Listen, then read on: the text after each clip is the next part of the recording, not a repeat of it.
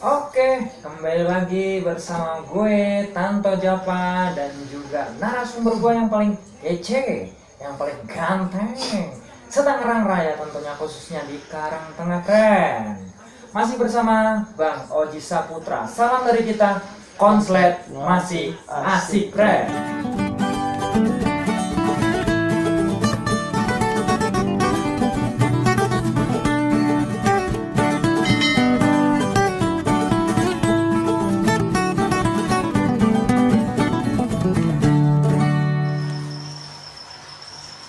Oke, Bang Oji,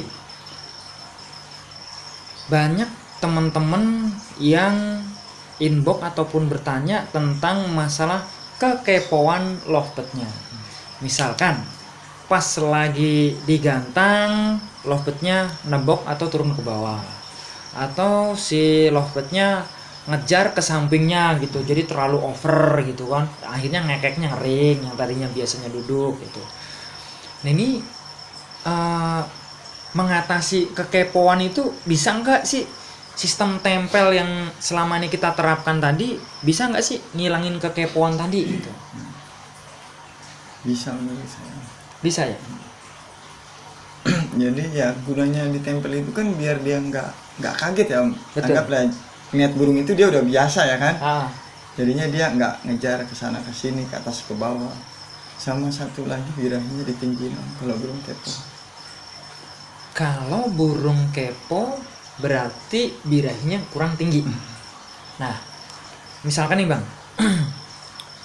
burung nebok ke bawah, atau burung ngejar ke sampingnya gitu. Itu faktor karena emosi dan kurang birahi atau gimana tuh Bang? Kalau ngejar gitu ya. Menurut saya itu apa? Birahinya kurang. Saya kalau burung ada trouble digantang, intinya saya naikin langsung birahinya. Kalau burung gitu, ibaratnya birahinya itu saya pantang di atas. Jadi nggak naik turun birahinya ya kan, lihat burung ini misalnya turun, naik birahi ini turun. Ini saya pantang. Burung birahi tinggi itu ngeliat apapun nggak bakal takut. Nah, ini kan misalkan nih kita ke tahapan balibu misalkan ya. Balibu kan memang selama ini gue main juga pasti gue kencengin dulu sampai ketemu birahi. Tandanya kalau udah ketemu birahi itu biasanya kalau gigit udah mulai kerasa sakit tuh. Tandanya kalau gue main nih Bang. Nah, kemudian baru gue pasangin gitu kan. Baru petal ngekek. Nah, pas digantangan karena birahinya udah dapet, dia udah nggak kepo lagi. Beda sama burung yang belum dapet birahinya udah kita gantang nih. Itu ya nebok muter-muter aja. Ini untuk pengalaman di Balibu gitu. Apakah hal ini serupa dengan lovebird dewasa? Gitu? Serupa ya berarti. Kalau untuk main vektoran itu hampir sama. Jadi burung kalau ada trouble turun atau ngekek gigit ruji, itu kan emosi ya, tiban birahinya udah. Jadi biar seimbang semua. Mending ditinggiin, burung tinggi itu manteng. Kayak konslet. Ini burung maunya birahi tinggi, birahinya turun pasti nggak bakal konslet. Balik lagi ke vektor lah, nggak jelas. Cuman kita tinggiin birahinya, manteng. Mau sangkarnya kita terbalikin, mau apa pasti tetap ngepek. Jadi kembali lagi dicari titik birahinya agar manteng. Kalau sudah ketemu birahinya, maka posisinya udah nggak ke kanan ke kiri ya. Nancep aja pokoknya ya. Oke, jadi di situ ternyata posisinya kalau mengatasin burung kepo. Nah ini kan sering burung katanya kalau mau anteng, nah ini kan entah itu mitos atau beneran gitu, kudu disemprot tangkringannya biar duduk manis. Bener gak sih kayak gitu Bang? Enggak ya? Saya pernah punya burung ya, malah tangkringannya disemprot tuh malah nggak mau kerja. Malah nggak mau kerja? Karena emang burung lovebird itu ada yang takut air, ada yang benar-benar dimandiin itu nggak mau, ada apalagi dia nginjek air, ada yang benar-benar suka air, ada. Ibaratnya kalau untuk apa tangkringannya disemprot nancep, enggak menurut saya. Jadi yang banyak kan disemprot air itu memang doyan air aja ya. Jadi burungnya emang suka air, injek air itu malah seneng dia ibaratnya. Jadi semprotan tadi bukan berarti semua tangkringan yang disemprot jadi antang. Oke. Kalau ini bicara masih di tangkringan nih, pengaruh nggak tangkringan yang membuat nggak nyaman si lovebird kemudian menjadi berendelan walaupun birahinya udah manteng nih.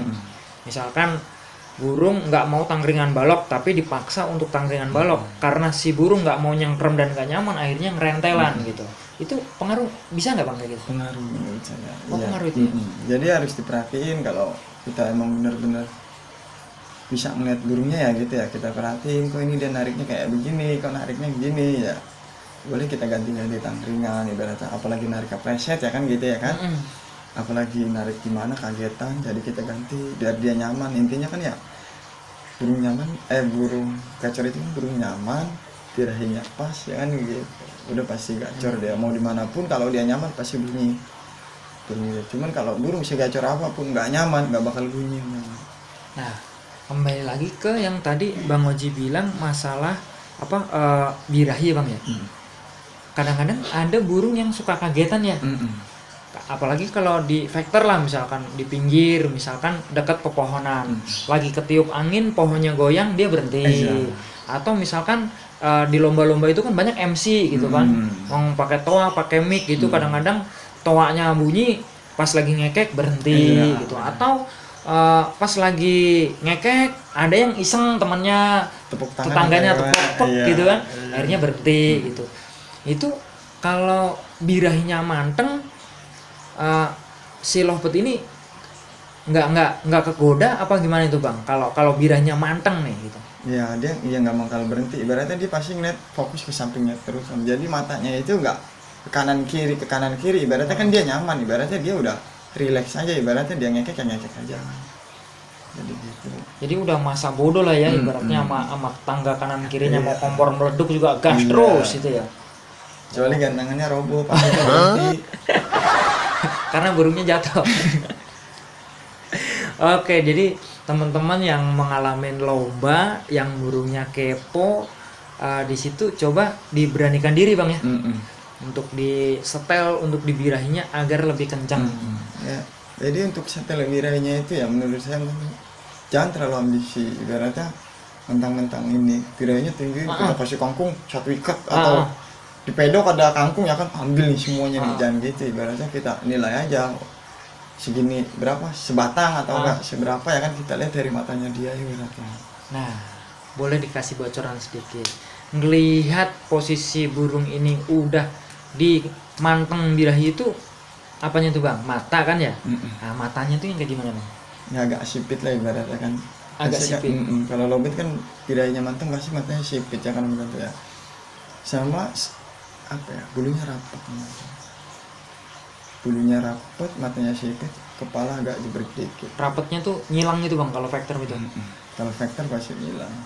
Cuman kalau konslet pun banyak sih yang ngilang gitu. Kalau sama banyak juga yang ngilang. Banyak sama, tergantung tipenya. Kalau konslet itu ada yang main bulunya rapat, ada yang tipenya lemes, ada yang enggak biasanya gitu. Jadi kalau posisinya dia matanya udah sipit, nih burung posisi birahnya udah siap nih. Oke. Terus kalau untuk birahinya manteng, misalkan kita misalkan nih kita kasih kangkung sekian gigit kalau vector gitu misalkan, atau jagung yang naikin birahinya kan macam-macam ya, lovebird itu ya. Kadang dikasih kangkung 2 ikat dia nggak naik, tapi dikasih jagung 1 biji doang bisa naik juga gitu ya. Benar. Tergantung kesukaan dari si lovebird tadi gitu. Jadi kalau untuk yang kayak gitu nandain nggak bang kotorannya bang? Biasanya nandain bang. Dari kotoran itu pasti nandain juga. Ibaratnya kalau kita emang udah jeli dengan lovebird kita, pasti dia sering nandain membantu. Biasanya kotorannya kayak gini, kok dia kayak begini, ibaratnya mungkin itu birahinya dinaikin, lovebird pun ada yang naik birahinya lama tentu. Bisa abis main itu kita setting bisa untuk besoknya, ibaratnya kan gitu ya tentu ya. Iya, main lovebird itu nggak langsung gigit kangkung, dia langsung bisa naik. Nggak bisa. Ibaratnya ada yang pakai ibaratnya min berapa gitu ya kan. Benar. Biasanya ada yang kayak gitu. Nah, ini yang jadi problem teman-teman YouTube kan kadang-kadang gini nih. Ini gue mewakili perasaan dari teman-teman aja nih. Dikasih ekstra puding di gantangan, digantang cuma nguek-nguek doang, kagak bunyi.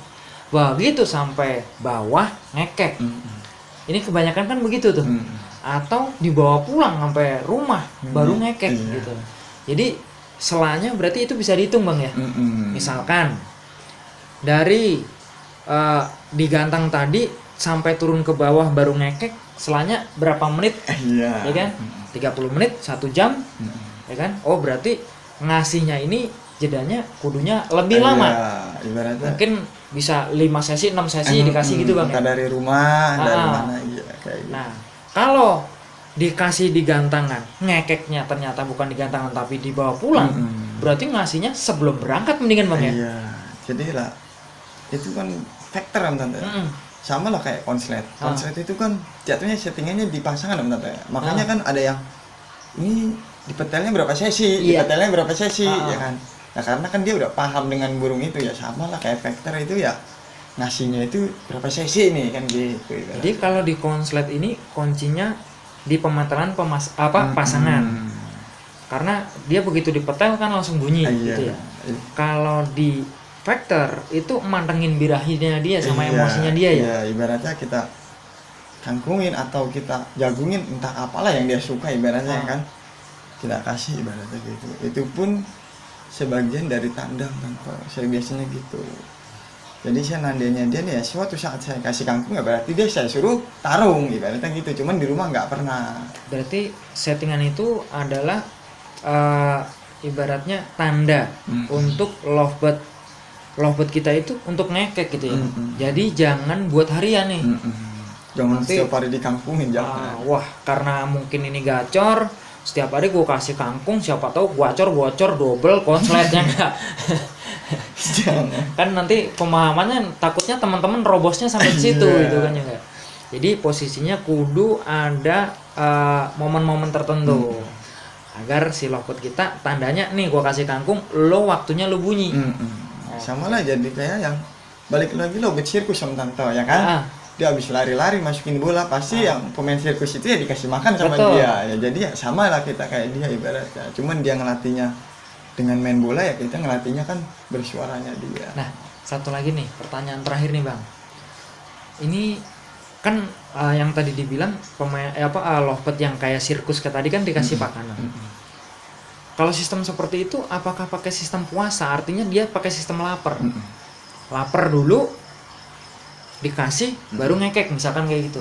Nah, apakah bisa diterapkan juga untuk settingannya posisinya dilaperin kemudian dikasih makan kemudian dia ngekek, bisa nggak kayak gitu?